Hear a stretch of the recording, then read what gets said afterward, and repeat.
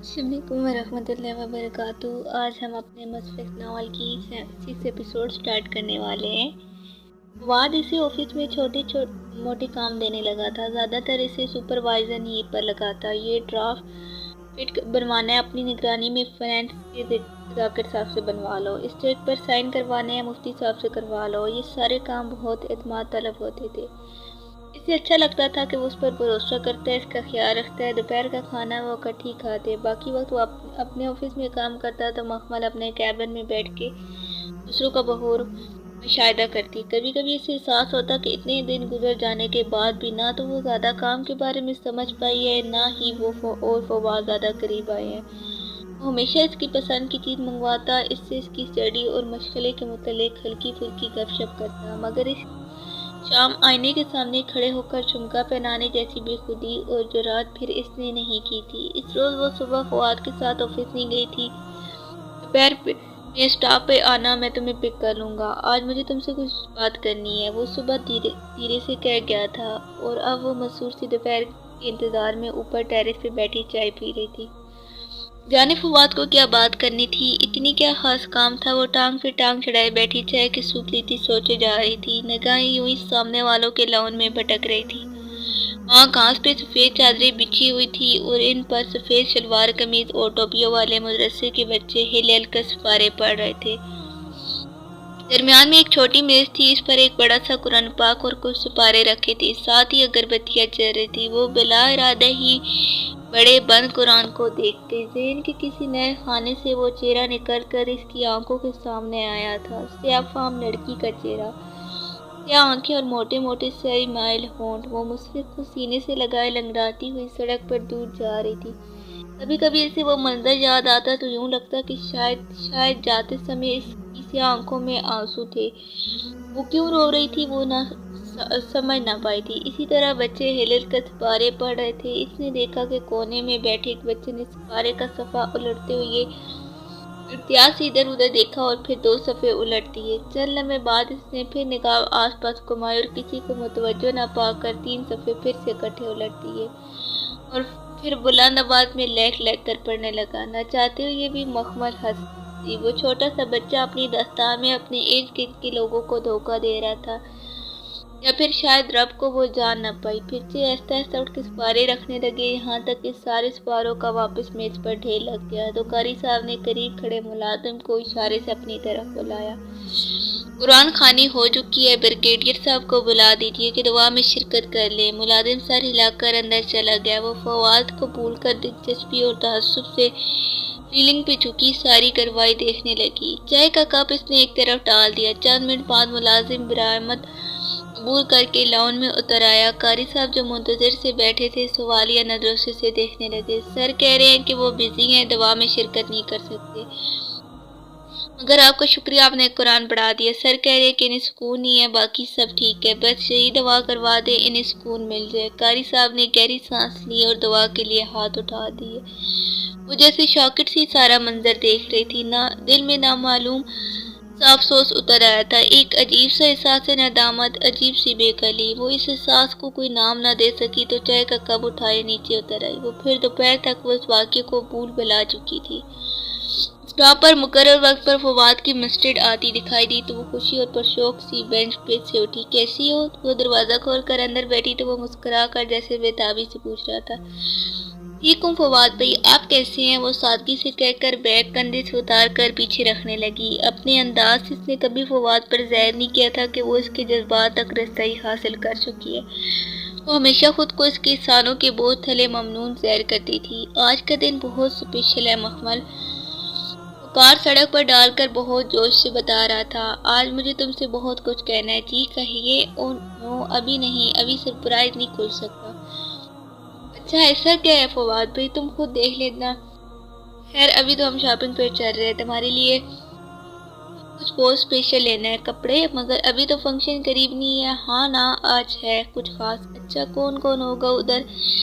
میں اور تم۔ اس نے مبہم سا مسکرا کر اس کی آنکھوں میں دیکھا۔ آفس میں وہ کچھ سمجھ رہی تھی مگر انجان بنی رہی۔ اوہ نو، میریٹ میں، آج ہم ایک ساتھ ڈنر کریں گے۔ میریٹ؟ لمحے بھر کو تو وہ سانس لینا بھول گئی تھی۔ میریٹ میں ڈنر تو کیا اس نے تو کبھی اندر سے میریٹ کی شکل بھی نہیں دیکھی تھی، لیکن پھر ڈنر کا لفظ اسے ذرا سا پریشان کر گیا۔ میں اتنی رات کو کیا کہہ کر بے رہوں گی فواد بھائی؟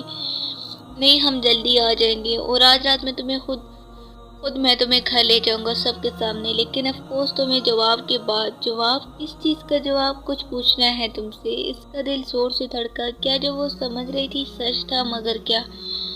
یہ تو وہی بتاؤں گا۔ آؤ کچھ کپڑے لیتے ہیں تمہارے۔ وہ کار پارک کر کے سائڈ بیلٹ اٹھا رہا تھا۔ مگر یہ تو ٹھیک ہے، اس نے معمولی سا احتجاج کیا۔ او نو، آج تمہیں اسپیشل تیار ہونا پڑے گا۔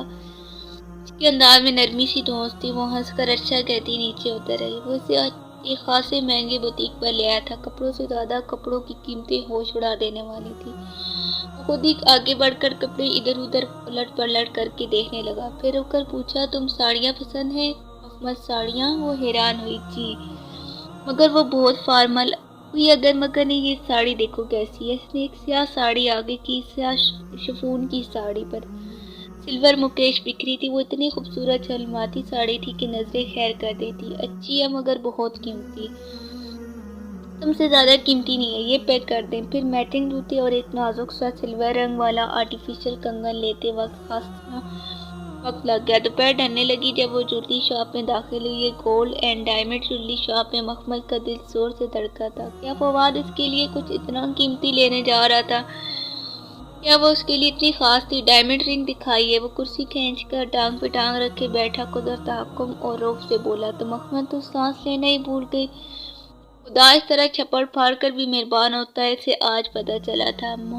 معمر پرلش نار صاحب نے کچھ سیاہ کیس سامنے کی۔ جیسے جیسے وہ سیاہ کیس کھلتے جا رہے تھے، جگر جگر کرتی ہیرے کی انگوٹھیوں سے اس کی آنکھیں چندھا رہی تھی۔ سر سلوٹریس میں دکھاؤں؟ ہاں بالکل۔ وہ بالکل چپ سی بیٹھی تھی، سمجھ میں نہیں آ رہا تھا ریئیکٹ کس طرح کرے۔ فواد کو کوئی رنگ پسند ہی نہیں آ رہی تھی اور وہ اس سے رائے بھی نہیں لے رہا تھا، بس سارا انگوٹھیاں رد کرتا جا رہا تھا۔ یوں کرو، تم پہلے تیار ہو جاؤ، رنگ بعد میں لے لیں گے۔ شاپ سے نکلتی اس نے گھڑی دیکھی۔ میری 6 سے 7 ایک میٹنگ ہے، بہت ضروری، مس نہیں کر سکتا۔ 6 سے 7 تمہیں میرے آفس میں بیٹھنا پڑے گا اور پھر 7 بجے ہم اکٹھے میرٹ کے لیے نکلیں گے۔ سو تم ابھی تیار ہو جا۔ کدھر؟ وہ واقعی حیران ہوئی تھی۔ پارلر میں۔ اور کدھر؟ میں نے تمہارے لیے اپائنٹمنٹ لے لی ہے، تم صرف اندر جانا اور وہ تمہیں تیار کرنے گی۔ وہ اسے قریبی پارلر لے آیا تھا اور پھر ویسے ہی ہوا جیسے اس نے کہا تھا۔ محض 1 گھنٹے بعد جب وہ پارلر کے قد آدم آئینے کے سامنے کھڑی خود کو دیکھ رہی تھی تو اسے خود پر اشک آیا۔ سیاہ مکیش کی جملاتی ساڑی میں اس کا دراز کا سیاہ سلور پنسل ہیل کے بیس مزید نمایاں ہو گیا۔ لمبی سرئی سی گردن، اونچے جوڑے کے بیس بے حد دلکش لگ رہے تھے۔ جوڑے سے چند ایک لٹیں گھنگریالی کر کے اس کی گردن اور رخساروں پہ چھوٹ رہی تھی۔ لائٹ لپسٹک کے ساتھ بلیک اسموکی آئیز اور سیاہ بلاؤز کی چھوٹی سینوں سے جھلکتے اس کے بے حد گورے سنہرے سے بازو۔ ذرا سی محنت سے وہ اتنی حسین لگ رہی تھی کہ خود کو دیکھ دیکھ کر اس کا دل نہیں بھر رہا تھا۔ وہ باہر آئی تو جو اس کے انتظار میں گاڑی سے ٹیک لگائے کھڑا تھا بے اختیار سیدھا ہوا اور پھر محبوس سا ہو دیکھتا رہ گیا۔ وہ ساڑی کا پلو انگلی سے لپیٹتے احتیاط سے سلون کی پیر کی سیڑھیاں اتر رہی تھی۔ اتنی حسین ہو تم محمل، مجھے اتنے برس پتہ ہی نہیں چلا۔ وہ جیسے متفظ ہوا تھا۔ وہ بے اختیار مسکرا دی۔ Thank you. چلے۔ اس نے عثمان کو دیکھا جہاں شام ڈھلنے کو تھی۔ ہاں، میری میٹنگ شروع ہونے میں زیادہ وقت نہیں ہے، چلو۔ ایک بھرپور مسکراتی نگاہ اس پر ڈال کر وہ کار کا لاک کھولنے لگا کہ اس کا سیل فون بج اٹھا۔ اس وقت کون؟ کہتے کہتے اس نے اسکرین کو دیکھا اور پھر چونک کر فواد نے کان سے لگایا۔ جی ملک صاحب، خیریت؟ جی کیا مطلب؟ اس نے لب بھینچ کر کچھ دیر کو دوسری طرف سے سنا۔ مگر آپ نے ان کو بتایا تھا نا کہ آپ کو میں نے ہی بھیجا ہے۔ مگر کیوں؟ انہوں نے سائن کیوں نہیں کیے؟ وہ ایک دم اسے فواد کے چہرے پر ابھرتی غصے کی لہر دکھائی دی۔ آپ سینئر آفیسر ہیں یا جونیئر؟ انہیں اس سے کیا فرض ہے؟ آپ کو پتہ ہے ملک صاحب، اگر انہوں نے فائل سائن نہ کی تو صبح تک ہماری فیکٹری ڈوب جائے گی، ہم برباد ہو جائیں گے۔ اس نے رک کر کچھ سنا اور ایک دم جیسے بھڑکا۔ کیا مطلب؟ میں اس وقت کیسے آ سکتا ہوں اتنی دور؟ میری میٹنگ ہے صدیق صاحب کے ساتھ 6 سے 7۔ میں ابھی اے ایس پی صاحب سے کیسے ملنے آ سکتا ہوں؟ کیا بکواس ہے؟ اس نے چلا کر فون بند کر دیا۔ کیا ہوا؟ وہ گھبرا کر قریب آئی۔ معلوم نہیں اب کیا ہوگا۔ وہ پریشانی سے کوئی دوسرا نمبر پریس کرنے لگا۔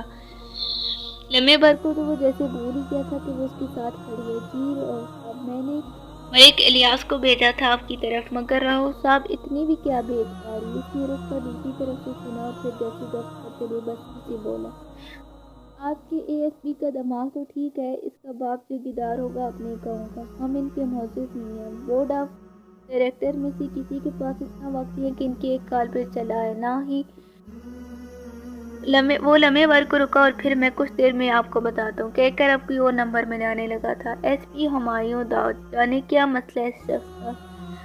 مخمل بدل چیز کے ساتھ گاڑی کے بیر کھڑی تھی، نہ جانے کیا ہوا تھا، دل میں عجیب عجیب سے وسوسے آ رہے تھے۔ خیریت ہے فواد بھائی؟ خیریت ہی نہیں ہے، ایس پی کا بچہ جان کو آ گیا، کہتے ہیں کمپنی کے مالک کو بھیجو تو فائل اپروو ہوگی، میں ملازموں سے بات نہیں کرتا، اب کس کو بھیجوں ادھر؟ وہ ابھی اسی وقت بلا رہا ہے اور اس کے گھر پہنچتی آغا جان جیکسن کو 1.5 گھنٹہ تو لگ ہی جائے گا، اگر نہ پہنچے تو میرے کروڑوں کا پروجیکٹ چھوٹ جائے گا۔ وہ جھنڈا کر باندھ اور کسی کی سوئی لاتا اور بھی بس لگ رہا تھا۔ اب یہی حال ہے کہ میں ابھی اس کے پاس چلا جاؤں اور واپس آ کر خود ہی حساب سے میٹنگ کر لوں اور ڈنر کینسل۔ اس قدم جیسے کسی نے مٹھی میں لیا تھا، کرنا پڑے گا مخمل۔ اس نے ہاتھ روک کر مخمل کا شریف کرتا چہرہ دیکھا۔ آئی ایم سوری، میں یوں تمہیں ہارٹ نہیں کرنا چاہتا تھا، مگر میری مجبوری ہے۔ وہ ملازموں سے بات نہیں کرے گا، گھر کے بندے کو ہی جانا پڑے گا۔ میں بھی ملازم ہوں فواد بھائی، خیال سے اس کے ذہن میں ابھرا۔ کیا مطلب؟ وہ جیسے چونکا۔ اگر میں آپ کے 2 کاموں میں سے ایک کر دوں تب تو ہم ڈنر پہ جا سکتے ہیں نا؟ وہ ہچکا کر بولی، کہیں وہ برا نہ مان جائے۔ ارے مجھے یہ خیال کیوں نہیں آیا؟ تم بھی تو کمپنی کی اونر میں سے ہو، تم بھی تو یہ فائل سائن کروا سکتے ہو۔ بلکہ یوں کرتے ہیں، تم ڈرائیور کے ساتھ فائل لے کر چلے جاؤ، تب تک میں صدیقی صاحب سے نپٹ لیتا ہوں، پھر ڈرائیور تمہیں ہوٹل لے آئے گا، ٹھیک؟ اس نے منٹوں میں سارا پلان ترتیب دے دیا تھا۔ وہ گہری سانس بھر کر رہ گئے۔ ٹھیک ہے، میں پھر چینج کر لوں۔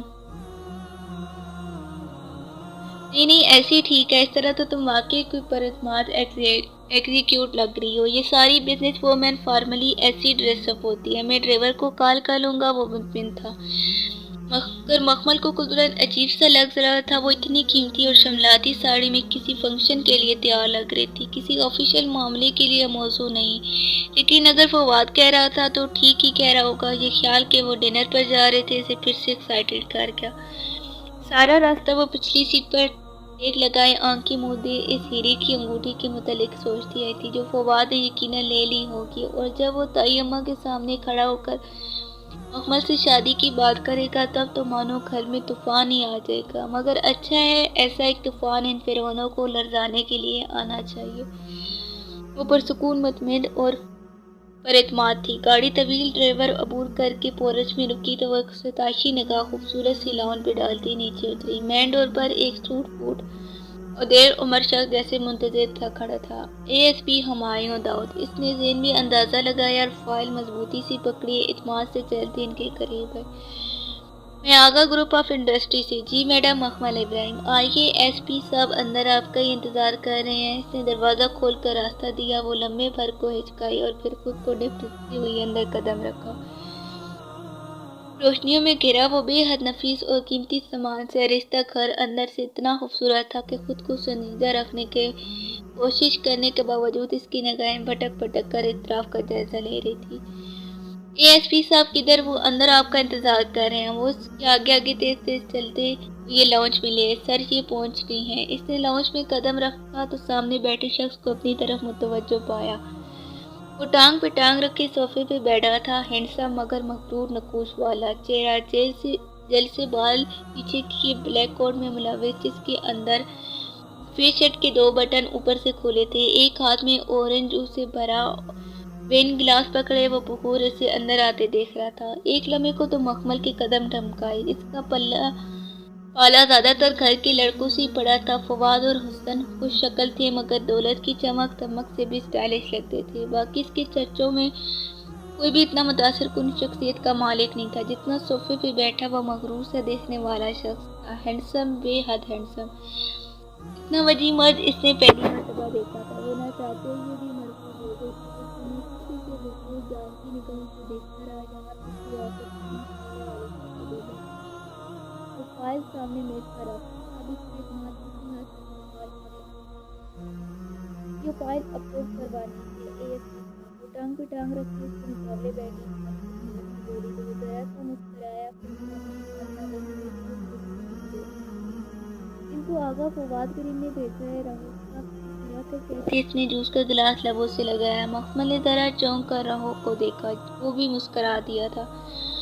कुछ था इन दोनों की मैनीहेज मुस्कुराहट में कि दूर इसकी जेब में खतरे का अलार्म बजा। तो आप फाइल अप्रूव करवाने आई हैं, वो सीमिया मुस्कुराती निगाहों से कह रहा था। मखमल को उलझन होने लगी। जी, ये आगा ग्रुप ऑफ इंडस्ट्री की फाइल है। और आपकी अपनी फाइल वो कहाँ है? इसने गिलास साइड पे रखा और कुदरत झुककर हाथ बढ़ाकर फाइल उठाई। मेरी कौन सी फाइल? कुछ था जिससे कोई गलत लग रहा था, कहीं कुछ बहुत गलत हो रहा था। आप चाहिए रोज साहब। इसने फाइल के सफ़े पलटकर इस सरसरी निगाह डाली और फाइल इसकी तरफ बढ़ाई। मखमल लेने के लिए उठी, मगर बहुत तेजी से रऊफ साहब ने आगे बढ़कर फाइल थामी और जाकर आगा फवाद के ड्राइवर को कहेंगे कि फाइल अप्रूव्ड है, सुबह इनको रसीद मिल जाएगी। बेहतर सर। रऊफ साहब फाइल लिए पलटे तो वो उठ खड़ी हो। मुझे दे दे, मैं ले जाती हूँ। वो दोनों एकदम चौंके थे, फिर रुक कर एक दूसरे को देखा। हुमायूं ने इशारा किया तो रऊफ साहब सर हिलाकर बाहर निकल गए। आप बैठिए मादाम, ड्राइवर दे आएगा। एकदम ही इसके कानों में खतरे की घंटी जोर जोर से बजने लगी। इसे लगा वो गलत वक्त पर गलत जगह और गलत लोगों के दरमियान आ गई। इसे वहाँ नहीं आना चाहिए था। नहीं, मैं चलती हूँ। वो पलटने ही लगी थी कि वो तेजी से उठा और जोर से इसका बाजू से पकड़कर अपनी तरफ घुमाया। इसके लबों से चीख निकली, ज़्यादा और स्मार्ट बनने की ज़रूरत नहीं है, जो कहा जा रहा है वैसे ही करो। इसके बाजू को अपनी आनी की रफ्तार में दबोचे वो गलाया था। लम्हे भर को तो ज़मीन व आसमान मखमल की निगाहों के सामने घूमने लगा। छोड़े मुझे। वो संभल ही नहीं पाई थी कि हुमायूं दाऊद ने इसके दोनों बाजुओं को हाथों में पकड़कर इसे झटका देकर अपने बेर को सामने किया। ज़्यादा चालाकी दिखाई तो अपने पैरों पर घर नहीं जाओगी। मुझे छोड़े, मुझे घर जाना है। मखमल ने इसको परे धकेलना चाहा, मगर इसकी गिरफ्तार बहुत मजबूत थी। घर जाना है, घर ही जाना था तो ये इतना बनाव सिंगार क्यों किए थे? इसने हौले से इसकी थोड़ी को उंगली से ऊपर किया, दूसरे हाथ से कुन्नी इतनी मजबूती से जगह रखी थी कि वो हिल नहीं पाई और घबरा कर चेहरा पीछे किया। मैं फंक्शन पर जा रही थी, आप मुझे गलत समझ रहे हैं। मैं ऐसी लड़की नहीं हूँ। आप फवाद भाई से मेरी बात कराएं, इन्हें बताएं कि भाई। वो चौंका। आका फवाद हमारा भाई है। जी जी, वो मेरे भाई हैं। आप बेशक इनसे पूछ ले। मुझे यहाँ नहीं आना था, फवाद भाई को खुद आना था, मगर इनकी मीटिंग थी। वो एकदम रोने लगी थी। आप प्लीज़ मुझे घर जाने दें। मैं गलत लड़की नहीं हूँ, मैं इनकी बहन हूँ। झूठ बोल रही हो। वो पीछे आ खड़ा हो। इसको इधर आना था, चंद हफ्ते पहले ही तो डील हुई थी सर, और इसी के नाम से हुई थी। कम उम्र, खूबसूरत और अनछुई। आगा ने कहा था ये हमारी डिमांड पर पूरी उतरती है। रूह का लहजा स्प्रेड था। मखमल इब्राहिम नाम है ना तुम्हारा, तुम आगा की बहन कैसे हो सकती हो? वो 3 करोड़ के नफे के पीछे अपनी बहन को एक रात के लिए नहीं बेच सकता। इसके इर्द गिर्द जैसे धमाके हो रहे थे। इसे बहुत जोर का चक्कर आया था। वो गिरने ही लगी थी कि हुमायूं ने इसकी दूसरी कुन्नी से पकड़कर इसे खड़ा रखा। अब सीधी तरह बताओ, तुम हमें बेवकूफ़ बना रही हो या आगा ने तुम्हें बेवकूफ़ बनाया है? तुम मखमल इब्राहिम हो और वो फवाद करीम। वो तुम्हारा सक्का भाई है। इतने अरसे से लड़कियां काम कर है, पहले तो कभी अपनी बहन का सौदा नहीं किया। नहीं, इसने भी यकीनी से नफी में सर हिलाया। आज झूठ बोल रहे हैं फवाद भाई, मेरे साथ ऐसा नहीं कर सकते। आप मेरी इनसे बात कराएं। आप खुद ही सुन लेना, वो मेरा वेट कर रहे हैं। हमें फंक्शन पे जाना था। हर इंसान की तरह मखमल को भी झूठ की हल्की फुल्की आदत तो थी, और इस पुरानी आदत का कमाल था कि खुद ब खुद इसके लबों से डिनर की जगह फंक्शन निकला था। कहीं लाशऊर में इसे एहसास था कि अगर वो अपने और फवाद के खास डिनर का कहती तो वो उसे बुरी लड़की समझते। रऊफ साहब आगा फवाद को फ़ोन मिलाए। Right sir. रऊफ मोबाइल पे नंबर मिलाने लगा और स्पीकर ऑन रखी। इसने कहकर एक गहरी निगाह मखमल पर डाली, जो बेकरार और हरासत से रऊफ के हाथ में पकड़े फ़ोन को देख रही थी। जी रऊफ साहब। एकदम कमरे में फवाद की आवाज़ गूंजी। माल पहुंच गया? पहुंच तो गया, मगर पुर्जे आवाज़ बहुत देते हैं। आप बात कर लें। इसने फ़ोन आगे बढ़ाया तो मखमल के कान से लगाया। हेलो फवाद भाई। वो रो पड़ी थी। फवाद भाई, ये लोग मुझे गलत समझ रहे हैं। आप प्लीज़ इनको बकवास मत करो और मेरी बात गौर से सुनो। तुम्हें वो डायमंड रिंग चाहिए या नहीं? चाहिए ना तो जैसे एसपी साहब कहते हैं करती जाओ। फवाद भाई, वो हलक के बल चलाइए, मेरे साथ कुछ गलत कर देंगे। वो जो करते हैं करने दो। सिर्फ एक रात की तो बात है। अब ज़्यादा बक बक मत करना, सुबह तुम्हें ड्राइवर लेने आ जाएगा। सातवां आसमान इसके सर पे टूटे थे, वो साकित सी खड़ी रह गई। सिर्फ एक रात की तो बात है, सिर्फ एक रात की ही तो बात है। इसकी आवाज़ इसके ज़हन पे हथौड़े बरसा रही थी। बस एक डायमंड रिंग का लारा दिया है इसने तुम्हें, और तुम तो कहती है वो तुम्हारा भाई है। उन्हें इसके कान से हटाकर बंद करते हुमायूं ने तंजिया मुस्कुराहट के साथ इसे देखा। वो इस तरह पत्थर का बेजान बुत बनी खड़ी थी, इसका ज़हन, दिल, कान, आंखें सब बंद हो चुके थे। रऊफ साहब पता करे कि ये वाकई फवाद करीम की बहन है या नहीं, और इस बात में कितनी सच्चाई है ये तो हम बाद में खुद मालूम कर लेंगे। शम्स बजाल इसने जोर से आवाज़ दी। इसके हाथ पांव ठंडे पड़ने लगे थे। साकित खड़े वजूद में से सही सही सहमी सहमी जान आहिस्ता आहिस्ता निकल रही थी। इसकी आंखों के सामने अंधेरे बादल छाने लगे। दो कन में दौड़ते हुए अंदर आई। शम्स इसे ऊपर वाले कमरे में बंद कर दो और ध्यान करना कि भाग न पाए। और बचाल इससे पहले इसका फकरा मुकम्मल होता मखमल टकरा कर गिरी, और अगर इसने इसके दोनों बाजू थाम न रखा होता तो वो नीचे गिर जाती। मखमल मखमल, वो इसका चेहरा थपथपा रहा था। इसकी आंखें बंद होती गई और ज़हन गहरे अंधेरों में डूबता चला जा।